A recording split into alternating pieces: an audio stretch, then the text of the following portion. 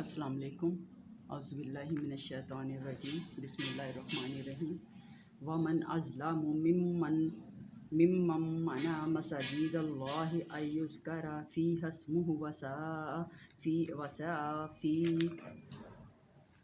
خرابها اولئک ما کان لهم ان يدخلوها الا خائفین لهم فی الدنیا خزی ولهم فی الآخرۃ عذاب عظیم وللہ المشرق والمغرب فأینما تولوا فثم وجہ اللہ ان اللہ واسع علیم۔ ترجمہ۔ اور اس سے بڑھ کر ظالم کون جو اللہ کی مسجدوں کو روکے ان میں نام خدا لینے جانے سے ان کی ویرانی میں کوشش کرے، ان کو نہ پہنچتا کہ مسجدوں میں جائیں، مگر ڈرتے ہوئے ان کے لیے دنیا میں رسوائی ہے اور ان کے لیے آخرت میں بڑا عذاب۔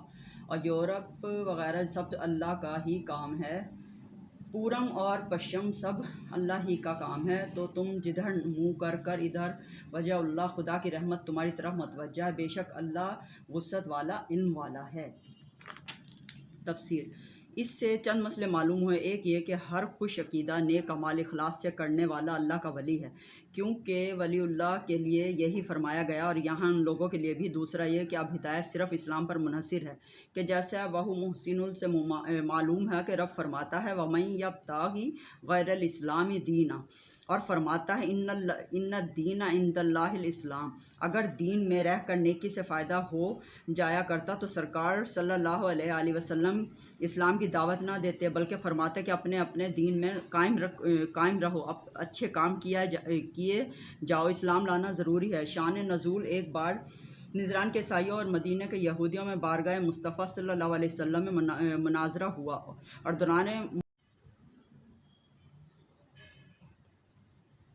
دوران مناظرہ انہوں نے خوب شور مچایا۔ یہود کہتے تھے کہ عیسائی کچھ نہیں، عیسائی کہتے تھے کہ یہودی کچھ نہیں۔ اس پر آیت نازل ہوئی۔ یہود توریت، عیسائی انجیل پڑھتے ہیں، اور ان دونوں میں موسیٰ علیہ السلام کی